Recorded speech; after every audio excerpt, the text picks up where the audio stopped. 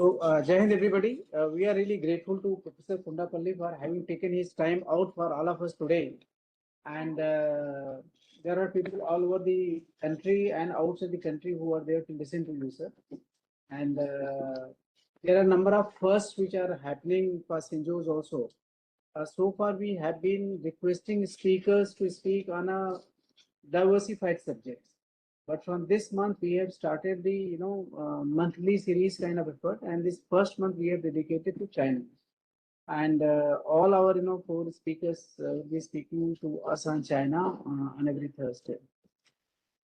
And we are also fortunate to have Dr. Srikant, a student who was very keen to interact with you, and we'll have more interaction once this lecture gets over. I also apologize to my joinees who have joined us from outside for a little delay, but this is something which is very common in Delhi. Despite your best efforts, at times it cannot be avoided. So thanks for bearing with us. And I will not tell much so that you hear everything from horse's mouth. But before that professional speaks to you, I request Vinayak to introduce the speaker. Good morning, everyone. Srikant Kondapalli is Professor in Chinese Studies at Jawaharlal Nehru University. He is Dean of School of International Studies, JNU from 2022 to 24. He was Chairman of the Center for East Asian Studies, SIS JNU from 2008 to 10, 12 to 14, 16 to 18, 18 to 20, and in 2022. He is Chair Professor under the Chair of Excellence of Ministry of Defense in 2022 to 24. He is educated in Chinese Studies in India and China with a PhD in Chinese Studies. He learned Chinese language at Beijing Language and Cultural University and was a postdoctoral visiting fellow at People's University Beijing from 96 to 98. He was a visiting professor at National Chengchi University Taipei in 2004, a visiting fellow at China Institute of Contemporary International Relations, Beijing in May 2007, an honorary professor at Shandong University Jinan in 2009, 11, 13, 15, 16, 17, 19, and 25, at Jilin University Changchun in 2014, and at Yunnan University of Finance and Economics, Kunming in 2016 and 17. A non-resident senior fellow at People's University since 2014, and a fellow at Salzburg Global Seminar in 2010. He has written 2 books and 2 monographs and has co-edited 6 volumes, and a number of articles in journals and edited volumes, all on China. He served MP-IDSC for 12 years and has received K. Subramaniam Award in 2010 for excellence in research in strategic and security studies.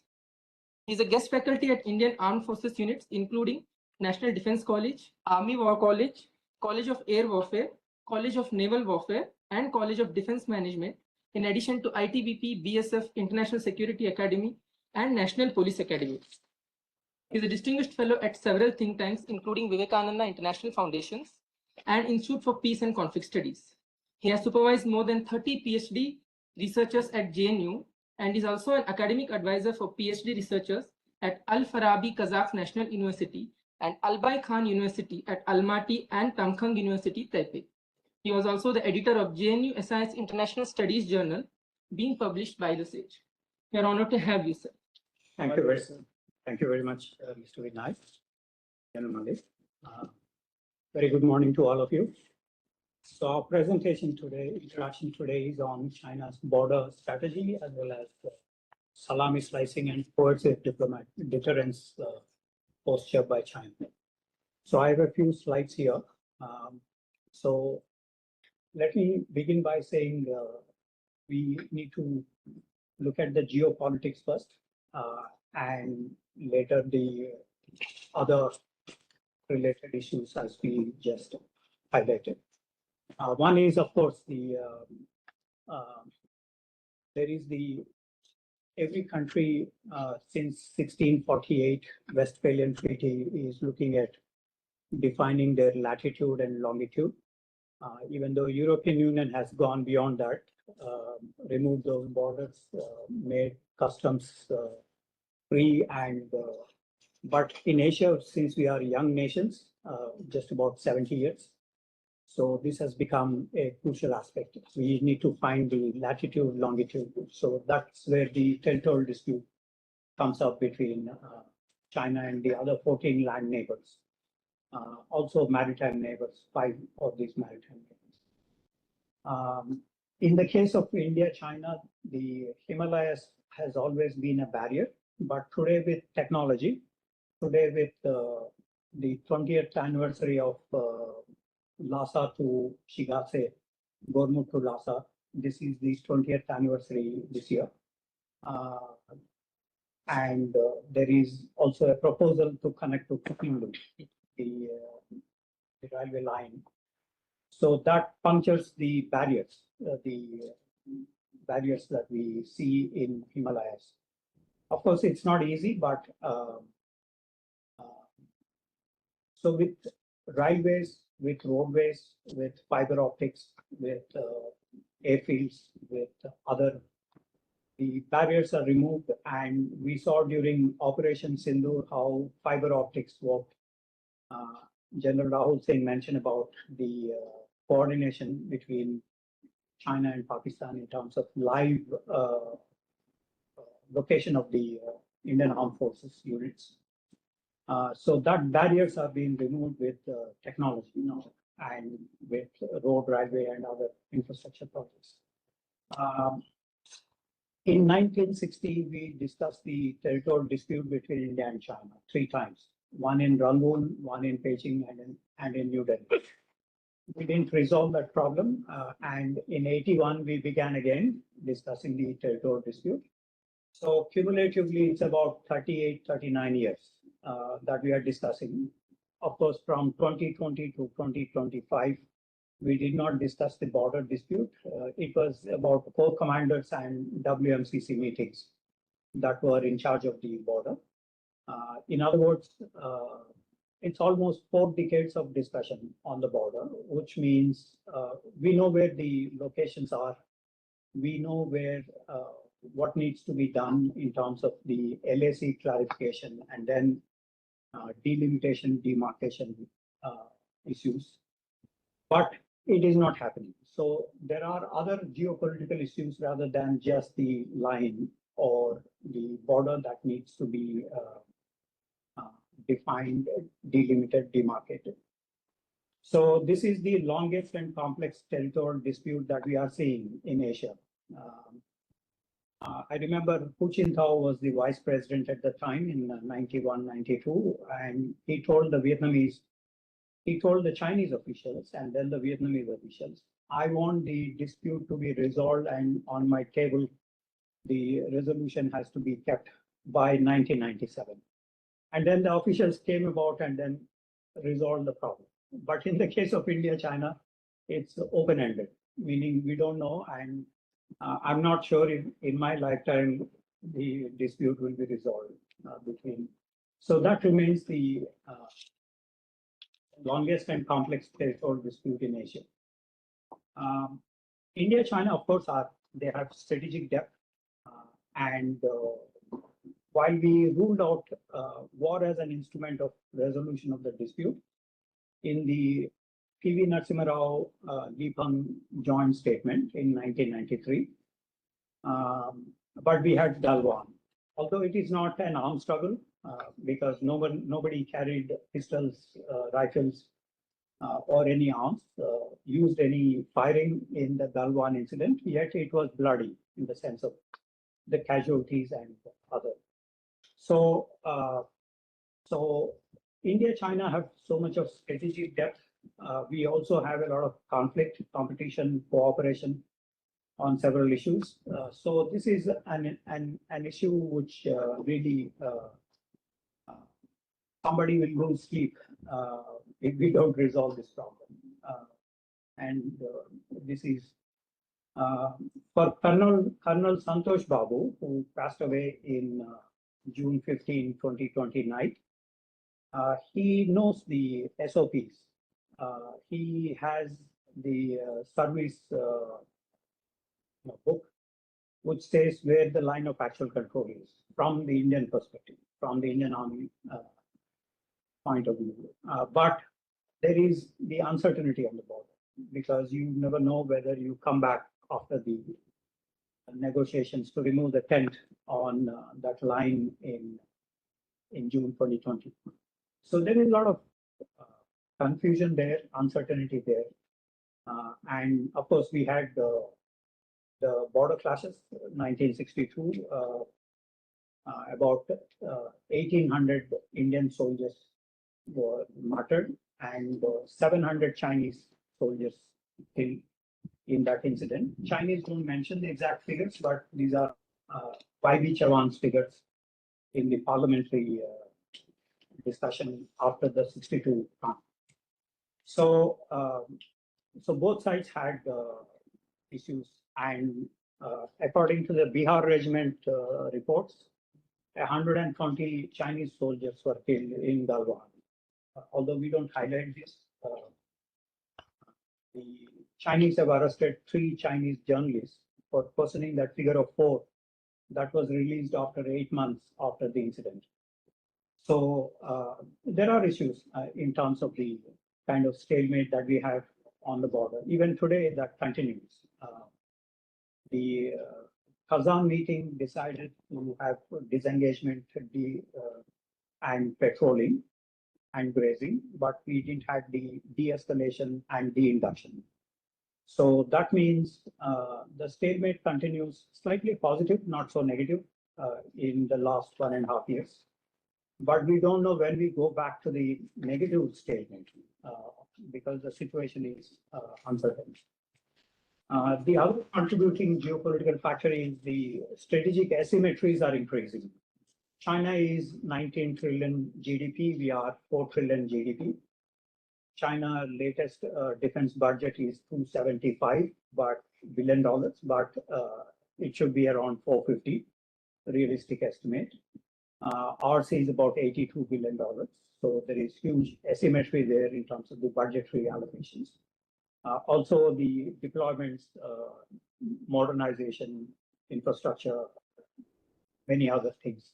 The asymmetries are actually increasing.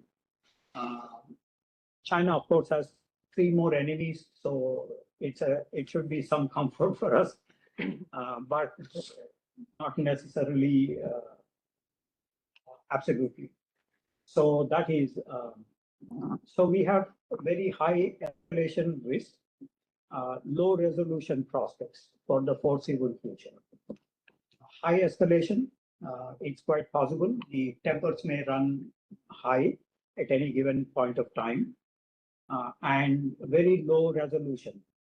The fact that it took 4.5 years for the leaders to assemble at Kazan and decide about this indicates that actually there are low resolution, even in terms of going back to pre-2019 positions, status quo ante positions, still it is problematic. We're just discussing the same things that we discussed before in the BDCA and other agreements. So it is problematic. While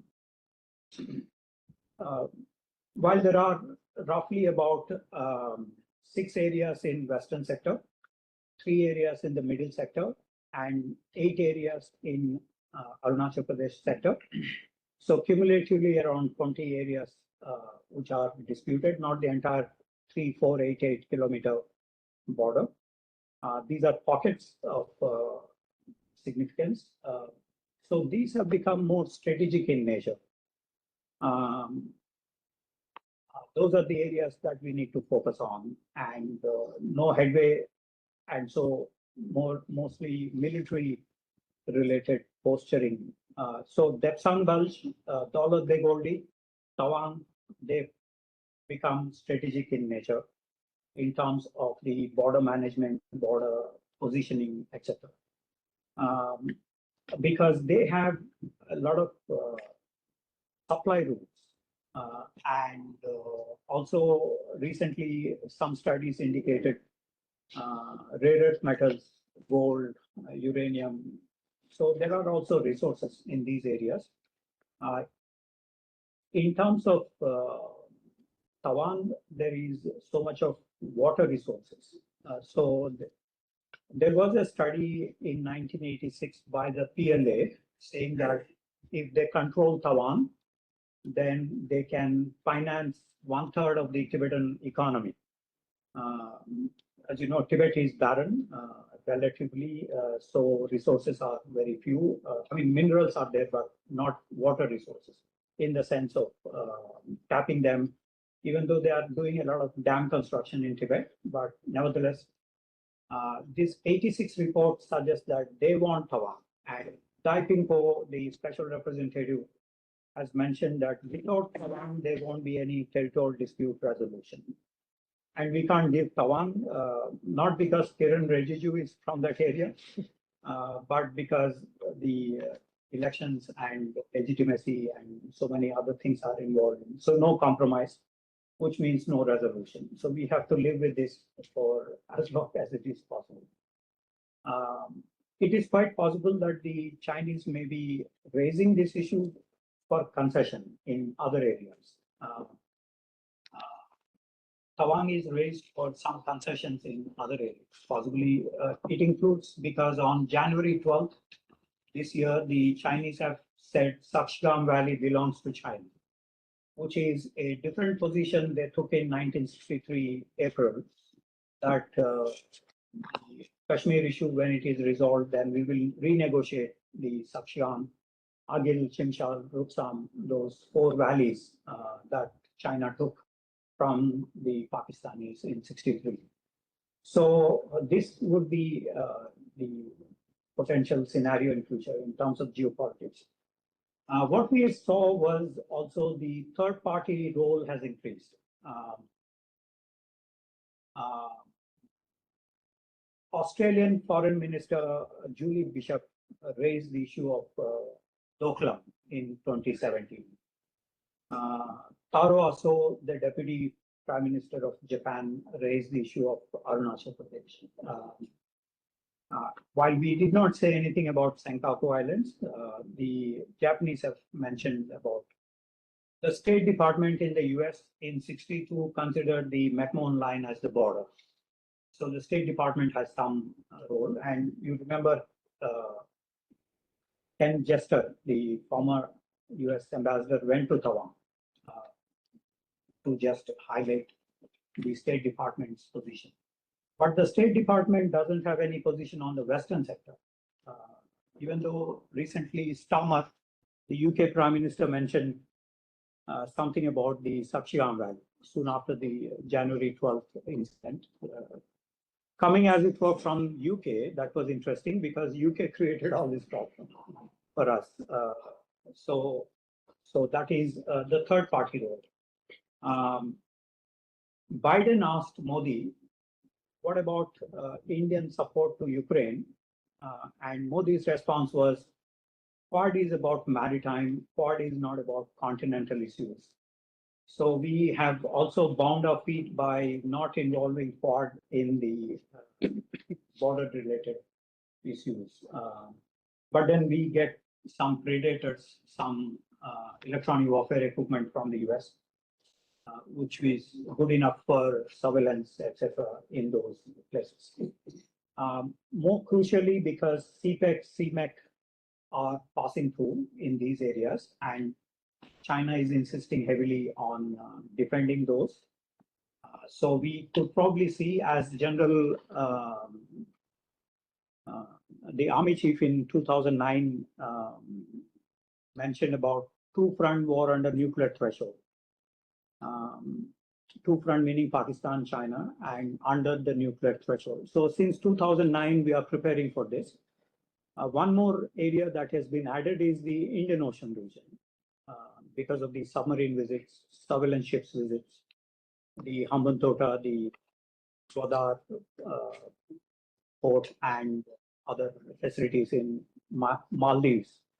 So this creates a third front in terms of the Indian Ocean. Not very severe at this point of time, but that is one we need to look at. Military infrastructure is growing that we need to factor in as a part of the border strategy. Hydropolitics, last December, Li Qiang, the premier, went to Mutuo to inaugurate the dam construction project, which is quite a big project. 3 times bigger than the Three Gorges Dam project. So we will have to brace for this reality, especially in terms of any disaster in Trans-Himalayan region. There is also the domestic political pressures, both in China and in India. Nationalism is rising in both the countries. Nationalism is deadly in terms of the territorial dispute because that's most crucial. So no compromise possible on territorial dispute after this. We also have the 15th Dalai Lama factor that we need to consider because what we are discussing is actually Tibet and Indian borders. It's not Chinese borders, it is Tibet borders. So as long as the Dalai Lama factor is around, the Tibet factor is also around. So that is the geopolitics. So what is China's border strategy? As you all know, Chinese have this Middle Kingdom syndrome and tributary state relationship. And Mao Zedong said we have had historically 1.5 wars with India. 62 is the one, and half is during Harshavardhana's time in 6th century AD. So they have huge historical memory. Even though we were never a tributary state for China, but if you read Red Fear by Malhotra, a Sri Lankan king was kidnapped to Nanjing, the capital of the Middle Kingdom at the time, in 1421, and he was replaced with another. Veera Alokeshwara was replaced with another king in Kotte Kingdom in Sri Lanka. And the Zamorins in Kerala were also in touch with the Changhas travelers, sailors. And Malhotra mentions that if Vasco da Gama and others were not coming around at the time, 1498, we could have had a different historical trajectory because the sailors, Changhas, towards north, experimenting. They were planning to go up to Lucknow, the Nawab of Lucknow, and we probably would have had a tributary kind of relationship if that factor would have been realized by the Changhas travelers. But fortunately, we didn't have that. What is important is Malhotra mentions that there is the rekindling of those views. And when India does not accept BRI, when India doesn't accept the community of shared destiny, when India doesn't accept China dream, China rejuvenation, and other political concepts, so China wants to punish India on the border related matters. So coercive deterrence is here, and any Indian reluctance on not becoming a second fiddle to China means that we have to bear the cost in future.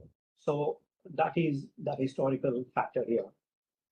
China actually has been flexible with the smaller countries. When you look at the resolution with Mongolia in 1960, Nepal, Afghanistan, Pakistan in 63, with Myanmar in 1960, Burma at that time, with other smaller countries, China has been flexible and gave some pasture lands to Mongolia. Out of 765 square kilometers of territory in dispute between Nepal and China, they gave 700 to Nepal. So meaning they're more flexible to the smaller countries. But when it came to the bigger countries like Soviet Union or India, they never discussed it. Or stronger countries like Vietnam, they never discussed these in the 1950s and 60s. But in the 90s, in the second tranche of dispute resolution, border dispute resolution, they have been very stiff, and Taylor Fravel suggests a swap of 60-40. If 100 acres is in dispute, China got either 60 or 50 of that 100 acres. There is a problem of whether 100 acres is in dispute, but China raised these disputes. So, in other words, China was the net gainer in the recent border dispute resolutions. So China's border strategy means that acquiring more land, even if they have no claims in some of those areas. So these are some statements by Zhou Enlai, Mao during the earlier period. So I skip those so that we can save some time for discussion. In 92, the National People's Congress, their parliament passed a resolution on the territorial claims. So they have mentioned Senkaku Islands, Taiwan, South China Sea. And why this is important for us is in 93, the Chengdu military region commander, he raised that China will wage a local war under high-tech conditions based on unresolved territorial disputes. Now, as you know, it has changed to local war under informationized conditions and intelligentized conditions. But still, the territorial dispute resolution is one of the key factors in China waging a war. That's why we need to be concerned about. Chiang Chia-tung of the Chengdu military region, he made that statement in 93. So border disputes as a factor in the Chinese military strategy and use of force is possible because their strategy suggests that you need to face this. So China has 14 land neighbors. The last two are pending in the sense of no resolution. So these are the length of border and how much swap has taken place. Afghanistan 0%, Tajikistan 4%, Nepal 6%, Burma 18%. This 18% also includes McMahon Line, by the way, in the Ava Mountains in Myanmar. So it's not that McMahon Line is a colonial line because the Chinese have agreed to McMahon Line as part of the Burmese dispute resolution. Kazakhstan, 22%. If 100 acres is their dispute, China got 22%, 22 acres from Kazakhstan. Mongolia, 29%. Kyrgyzstan, 32%. North Korea, 40%. North Korea, China borders are like Ran of Kutch, all marshlands. So it is difficult to actually have a milestone put up in those areas. Laos, 50%. Vietnam, 50%. In the case of Vietnam, this is based on Sino-French Convention of 1885. So all the others are unequal treaties, but Vietnam-China borders is a reverse of unequal treaties, meaning China opposed all unequal treaties as part of the border strategy. But in the case of Vietnam, the French lost to the Chinese, and Chinese imposed some conditions in Guangxi province and Yunnan province borders with China. So China imposed the territorial dispute resolution on Vietnam. The other problem with Vietnam-China borders is entire 5,000 odd square kilometers is mined. So as you know, you are part of the UN PKO operations. Some of you, demining takes ages. It is said that 1 square kilometers of demining takes about 5 years. So you have 5,000 square kilometers to be demined, and that's a big issue in mountains in Vietnam-China borders. Fortunately, India-China border is not mined. None of the LSE areas are mined. So if the leaders today decide that we should have a territorial dispute resolution, tomorrow we can have a milestone. It is that easy. Those of you who have been to those border areas, it's so easy to conclude. Vietnam, China is more complicated. In Russia, there is the northeast and northwest. So 50% China received, including some islands in Usurusti, Chenpaotao Islands. Pakistan, 54%, and all these are Kashmir areas. It's not Pakistani territories, because Pakistan constitution do not mention POK as part of Pakistan. So these are not Pakistani territories, these are Kashmir territories. India and Bhutan are pending. With Bhutan, they have a MOU, and there is a lot of reports that China is pumping in some $2 to $3 billion in Bhutan. So there is an issue of monetary stuff into Bhutan. Okay, so historically, it has been influenced by the British and Qing dynasties. Zorawar Singh's Jammu and Kashmir was about 220,000 square kilometers. But today we have only 120,000 square kilometers. So that is the problem. And the British deliberately invited the Chinese in Aksai in terms of the settlement of the Han. Neville Maxwell mentions that Han Chinese never visited Aksai Chin. So this is only recent phenomenon, the Han settlers coming into that area. So that is important to consider. So the dispute is in three sectors, as you all know, and the 60s solution has not been really resolved. We have had border talks in 1960, 81 to 87, under the joint secretary level, joint working group meetings under the foreign secretary level, 24 special representative meetings at the PMO level, and in the Chinese case, the state consular level, which is higher than the foreign ministerial level, but no solution. So each side proposed a few things. One of the things that we have is the 1962 Parliament resolution. Every inch of land to be recovered. That's our official position. So far, no Parliament resolution replaced this resolution. So technically, this is our position. But what we did was we diverted this to official level talks. So once the official level talks, the previous slide has those official level talks. Once the official level come up with some resolution, this is passed on to the government. The government pushes this as an alternative Parliament resolution. So that's how we overcome the 1962 resolution. Every inch of land means Aksai Chin has to be recovered.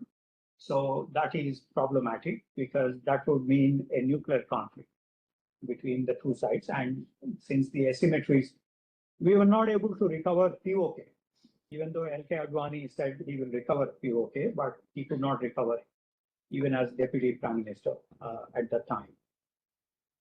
So what we saw was several resolutions. The All India Congress Committee said give and take. But this is Congress resolution. It's not Government of India resolution. So it is limited in nature. At the time, it was the ruling party, so it had some resonances. The Chinese proposed a swap principle in 1960, repeated in 2005, in 1980, and in 2005, there was a political parameter, 10 political parameters. That has not been still implemented. So current level of discussion is on these 10 political parameters. One of these is respecting strategic interests of both sides. Strategic interests. So you have to put your strategic interests on the table and then discuss those issues. The second is settled populations. In areas where there is population, you cannot trade them. So China is setting up well-off society villages and making these as settled populations. So this is a little bit complicated, but this is only since 2017. Again, this may influence the settled populations before. The 10 political parameters came in 2005, but well-off society villages came in 2017 on. So there is some disjuncture in the timing. There were some suggestions made by some Indians. Subramanya Swamy said we should give Tawan or Kailash Manasarovar. If Kailash Manasarovar is given to India, then we should give Tawan to China. But of course, it's a private member of parliament, previous member of parliament's suggestion. It's not an official one. What is official is package deal by the Chinese and by us by sector approach. And what is there in the joint statements is fair, reasonable, and mutually acceptable. The Chinese position is mutual understanding, mutual accommodation, but that's not the bilateral understanding. What is the bilateral understanding is any resolution has to be fair, reasonable. Reasonable means that my great-great-grandfather was in this room, so this room belongs to me.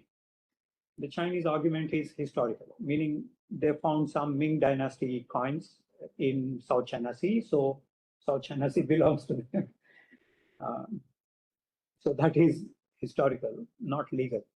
Reasonable means that, and mutually acceptable. Finally, it has to be acceptable to everybody. So the dispute is actually in these areas: Pangtungso, Fig Heights, Samar Lumpa, Demchok, Chushul, Depson Bulge, and Chumar is with a question mark here, because this is an extended claim area. Extended claim area is suddenly you wake up and say, hey, I have dispute in that area.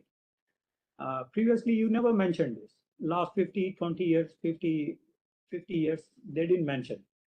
But last 14 years, they have been mentioning Chumar. So it is an extended claim area.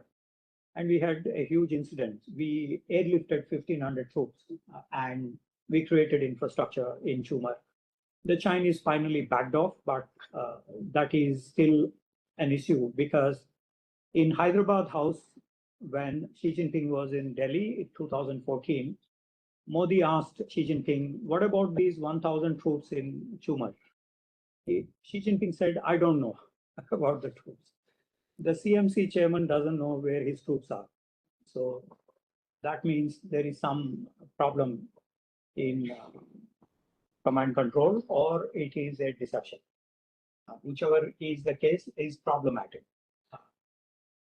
Also interesting is the in Chennai, when Modi and Xi Jinping were meeting, simultaneously 2 brigades were conducting exercises in Depson Bulge from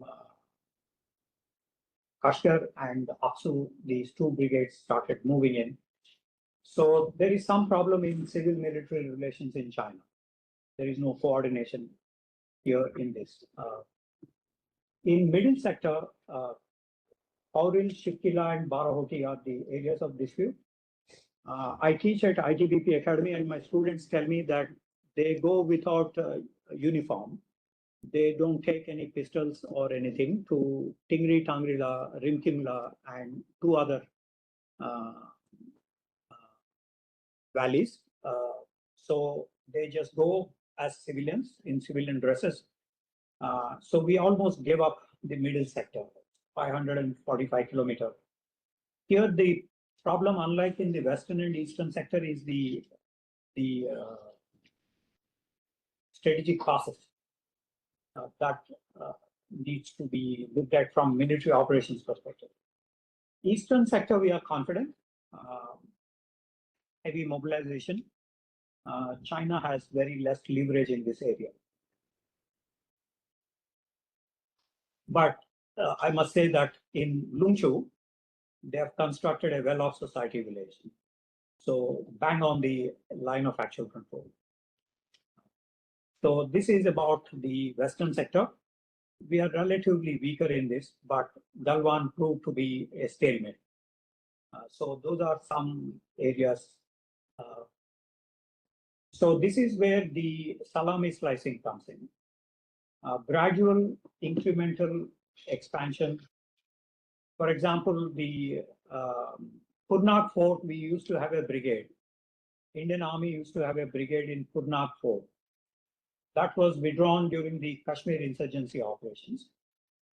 And Chinese went and occupied the Purnak Fort. This is roughly about 60, 70 kilometers from finger point 1 in Kampung Sole. So that is the international boundary to the line of actual control. International boundary in the sense of the our perception of the border reflected in the Constitution's map, which is of course hazy, but nevertheless that is the IB we thought. So IB to LAC advance, China today actually occupies 60,000 square kilometers. So the official description that it is 38,000 square kilometers abstraction is not true. You actually measure it is 58 to 62,000 square kilometers, roughly in that range. This includes Sakshgram Valley, Agil, Shimshal, Rutsam as well, the Kashmiri territories. So what we have seen actually is further extension. So nobody wants to talk about this, but if you go there physically and speak to the local commanders, you will, with Naksha, they will tell you that it is between 60 to 62,000 square kilometers of territory under the Chinese occupation. That is the Salami slicing. And there is also the infrastructure projects that are being made.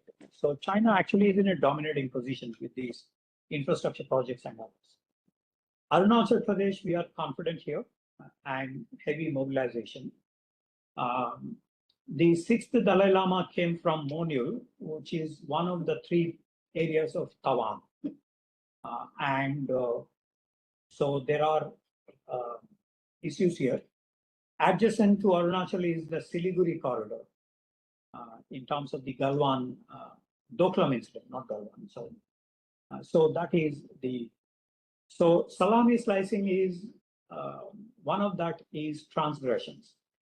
So if you go to DGMO's office, you will find in the number of transgressions. The actual transgressions figures are made by the ITB because they are actually the ones who are on the land, first line of defense. So these are some publicly announced. So I didn't include any figures which are not part of the public information.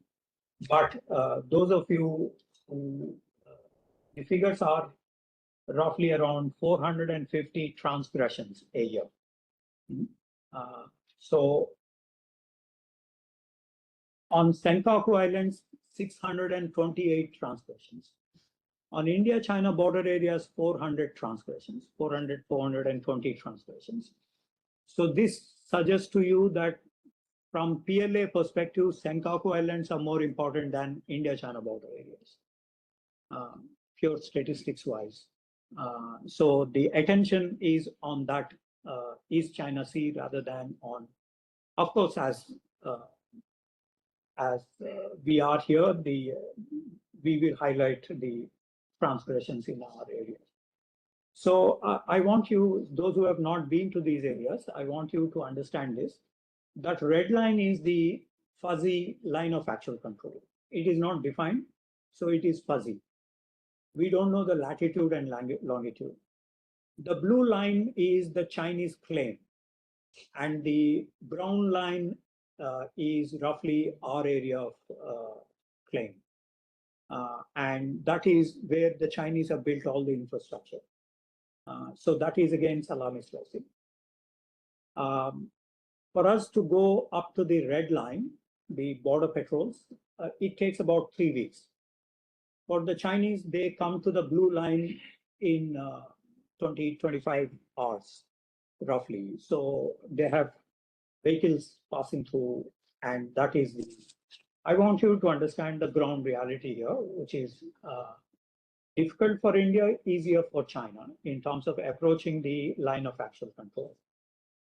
We have around 300 odd border patrols. So each border patrol will have somebody from the Sashastra Seema Bal, somebody from IB, somebody from cartographers, somebody from Indian Army, but mostly it is ITBP.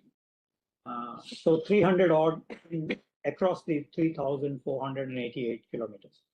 So this red line is about 4,500 meters above sea level, roughly on an average. there are high areas, there are low areas, but on an average, 4,500 meters. We are around 300 meters roughly in Delhi. That's 4,500. So oxygen levels are 18%.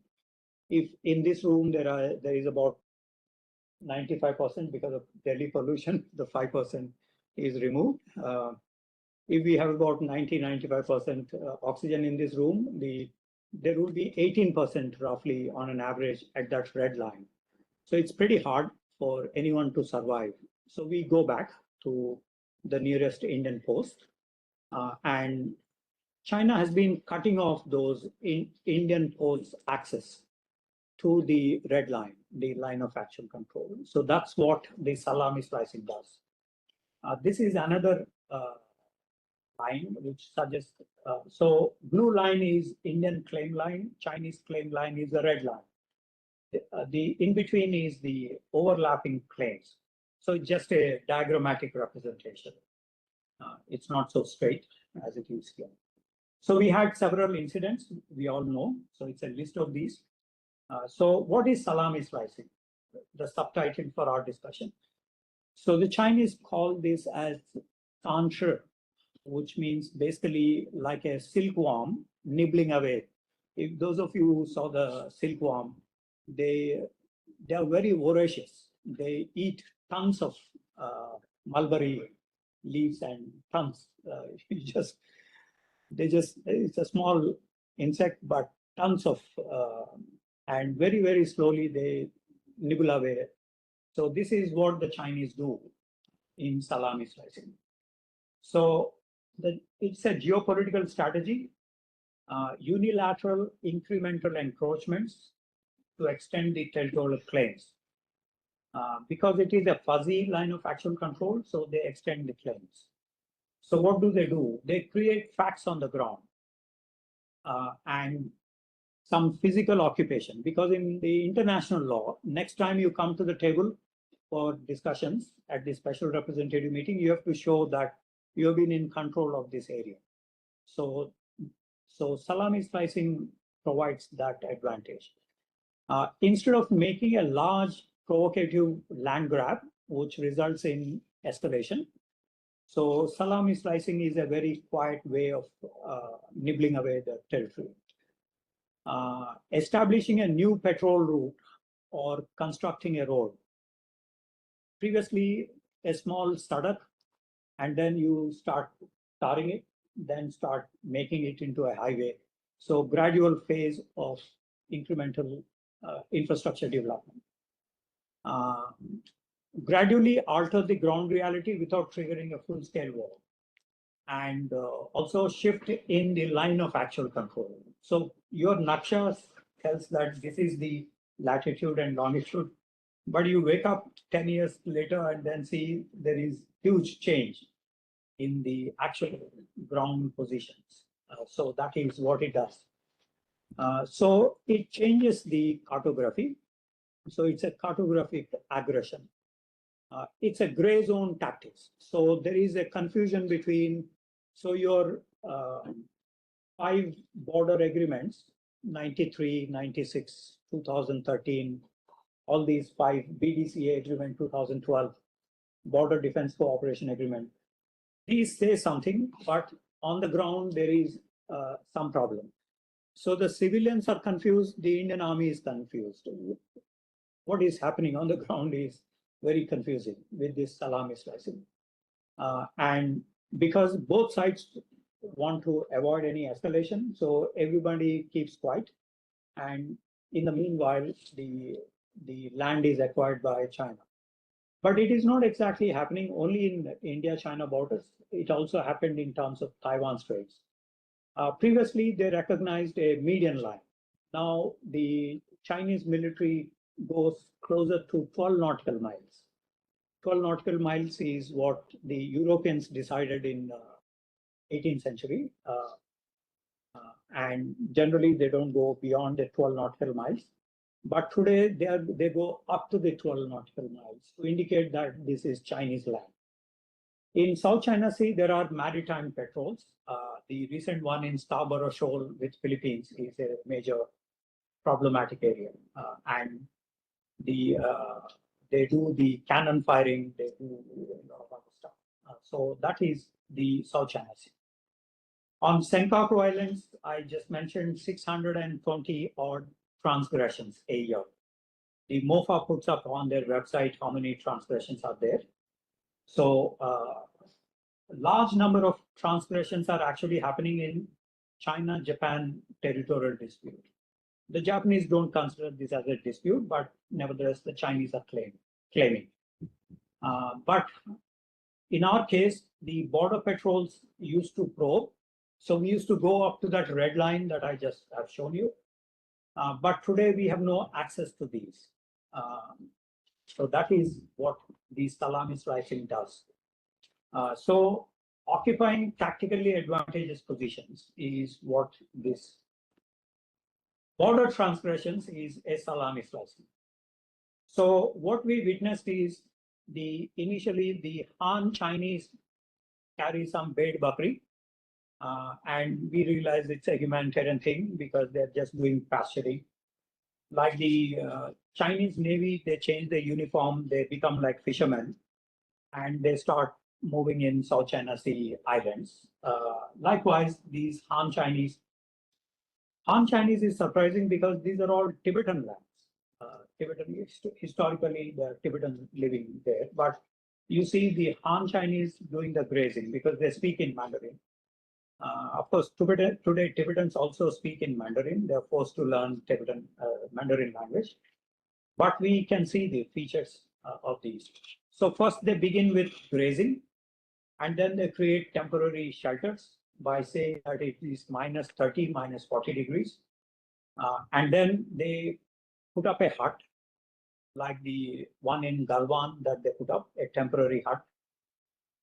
Then infrastructure backup, a small sadak is made, and then tarred, and then put up into Paka roads. Then a permanent structure comes here, and then PLA reinforcements come here. We saw that in Petrol Point 15 and Petrol Point 17A in Hot Springs and Gogra Heights. So that is the pattern of Salami slicing. So what are the examples? There is this concept of 5 fingers of Tibet, meaning Nepal, Bhutan, Sikkim, Ladakh. These have to be acquired. That is what their historical claims have been. Some trace this to a warlord from Sichuan province in 1904, Chao Arfang. Some suggest Mao mentioned this, but we have no evidence on Mao, whether he made this statement or not. But Chao Arfang definitely had those. So Aksai Chin Road was made in 54 to 57. And even though we claim Aksai Chin, we didn't know where it is. We never patrolled this. And an Indian diplomat goes to a barber shop in Beijing, and he finds China Pictorial magazine, and he flicks through because he's in line to get his haircut. And he sees in China Pictorial the road construction. So he quietly takes these, lodges a Friday diplomatic bag, and then we protest. So if you want to get secrets, you have to go to a barber shop. That is that is the. In fact, that is also one of the movies in context of the Pakistan Nuclear nuclear radiation. Ajit Doval. Yeah. Ajit Doval goes as a beggar and stays outside one of these nuclear power plants, watches them closely, and then goes to a nearby barber shop and then picks up the sample. That's what the movie suggests. So Aksai Chin Road is quite hilarious because we didn't know, and then we started protesting. By this time, the road is already constructed. That's classic Salami slicing with deception. Then there is the extended claim area. Tumor was never claimed by the Chinese, but last 14, 15 years, they are raising tumor extensively. So this is again a Salami slicing. In Ladakh, from Kurnak Fort to Finger Point 4, in Pangkongso. This is about 630 square kilometers. Quite a huge land.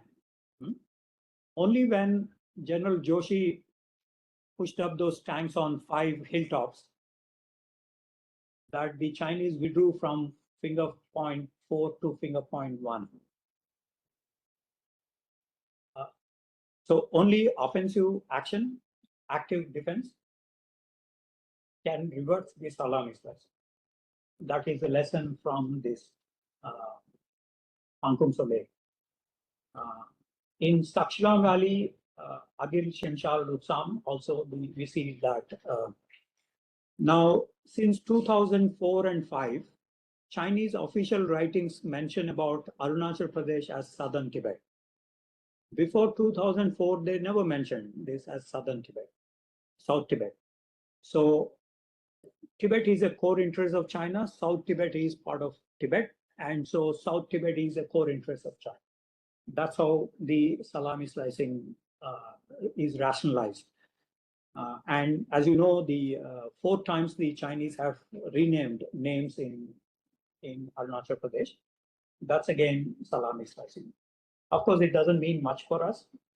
It's psychological pressure, but it is to be looked at with military solutions if the Chinese cross the line.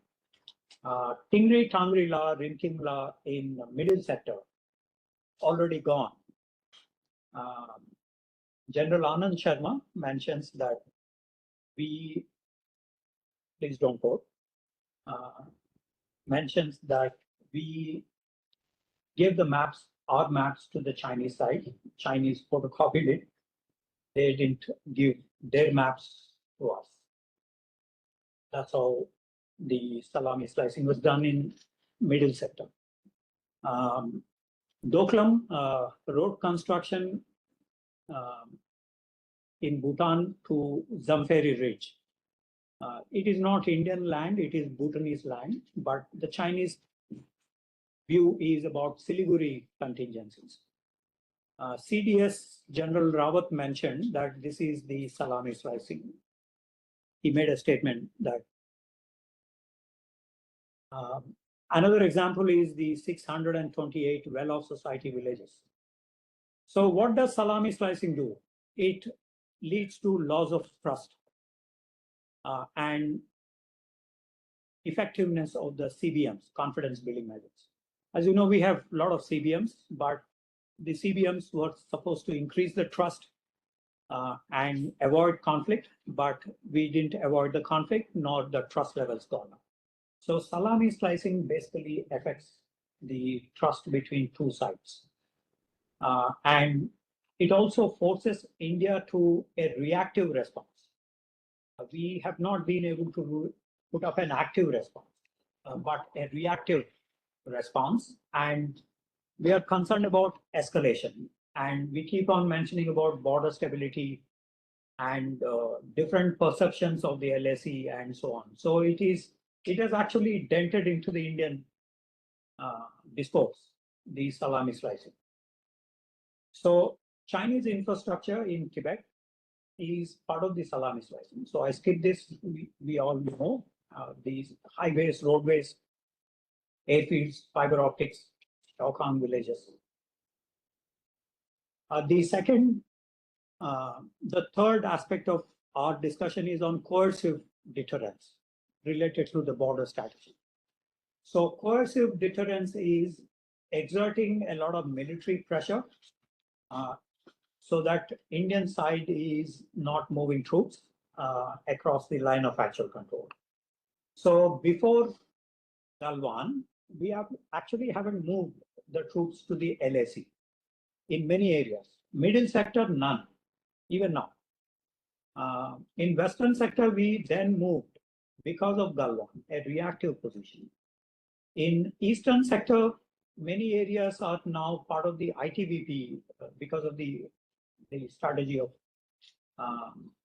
frontline and others. So this is what coercive deterrence does.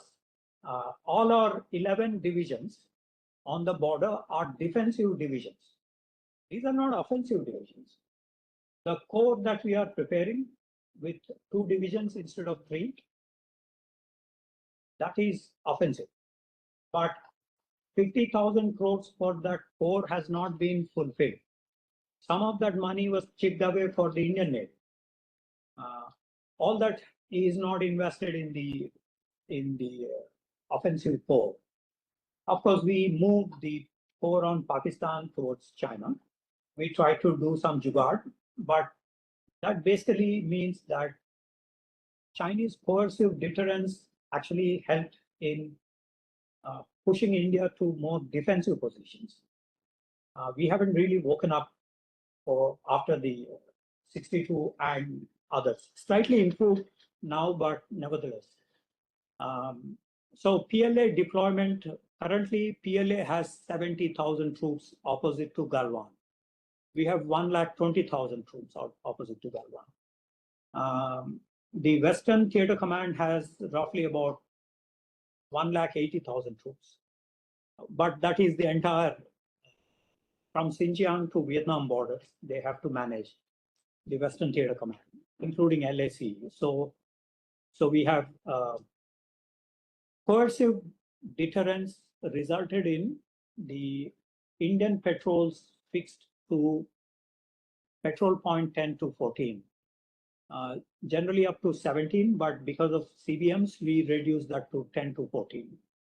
So in other words, so for those who do not know about this, we have about 60 patrol points from Karakoram ranges to up to roughly Chumar in Himachal, Uttaranchal border areas.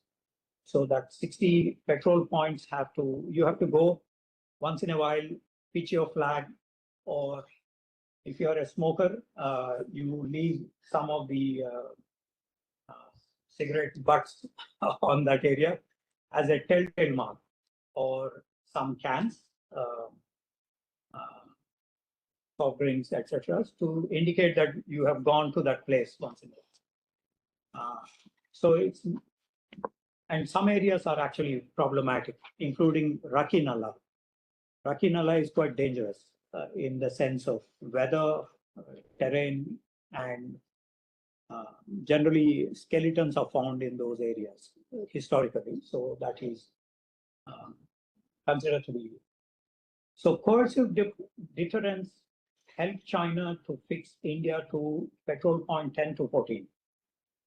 So what does that include, coercive deterrence? It includes a long-term military infrastructure build-up since the 1980s. So that includes the railway, that includes the previous slide has those infrastructure projects. The 2 parallel highways they are building now as part of the 15th five-year plan, which was initiated on March 12th.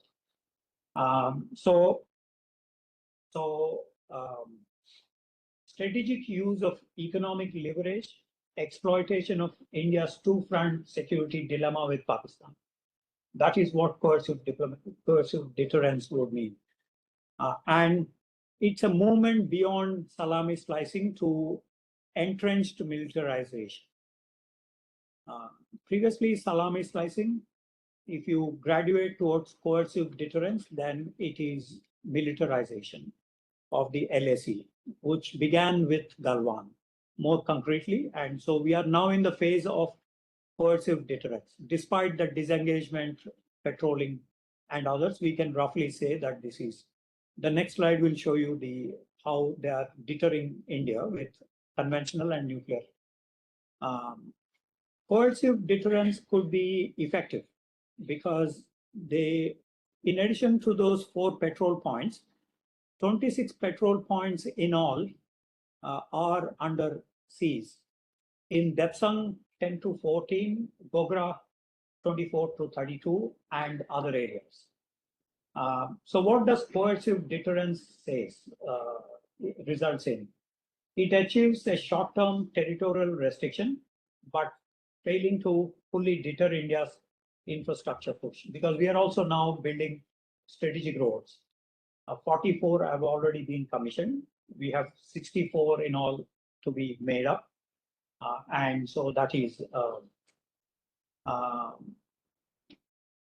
India is now effectively countering this through the infrastructure buildup, Sela Tunnel, the Arunachal Highway,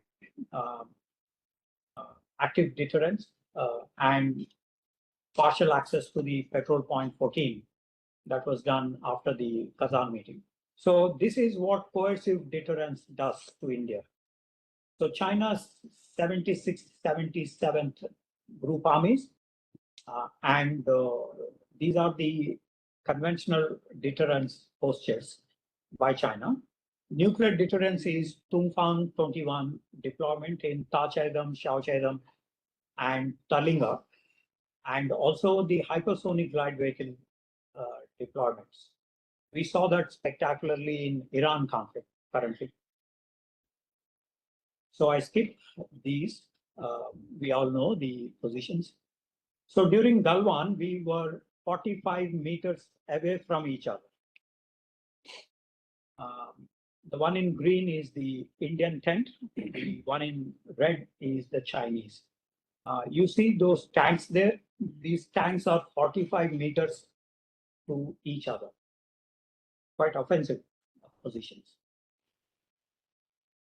I want to skip this as well so that we can have discussion. Shao Khan villages, well-off society villages, 628 built, and they plan to have 200 more, some in POK.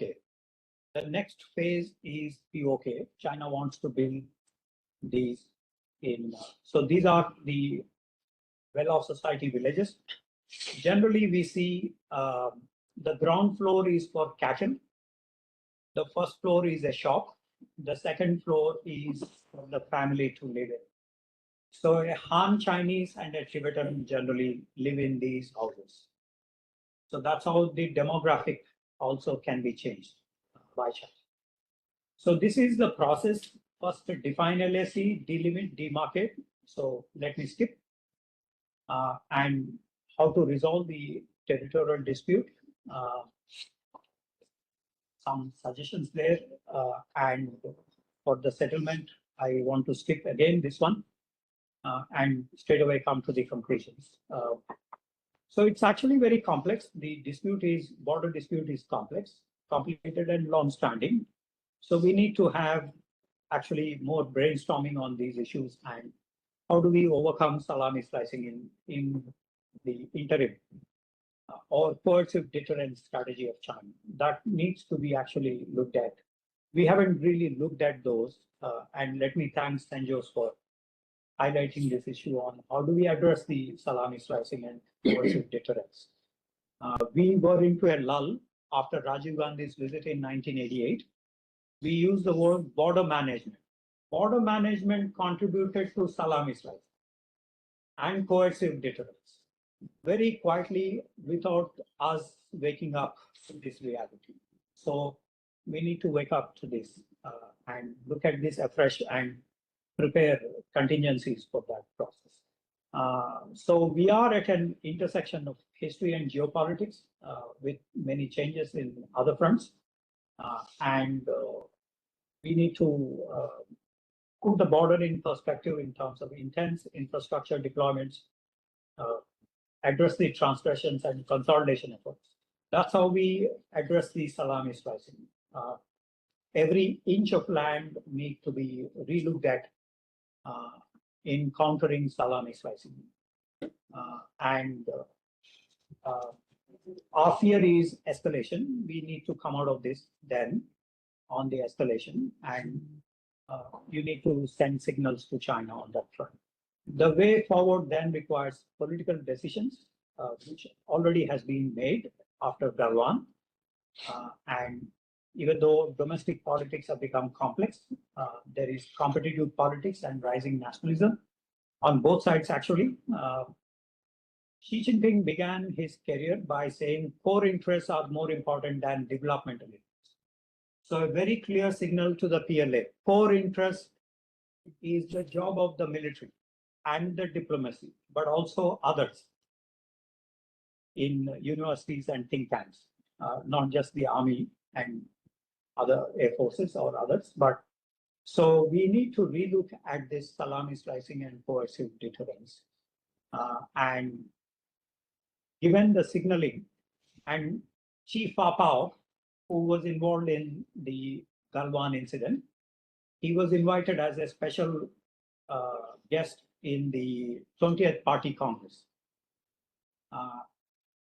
That's the highlight of the Galwan incident. They highlighted Galwan by inviting one of the participants, those whom you saw on the video, when Indian and Chinese were clashing.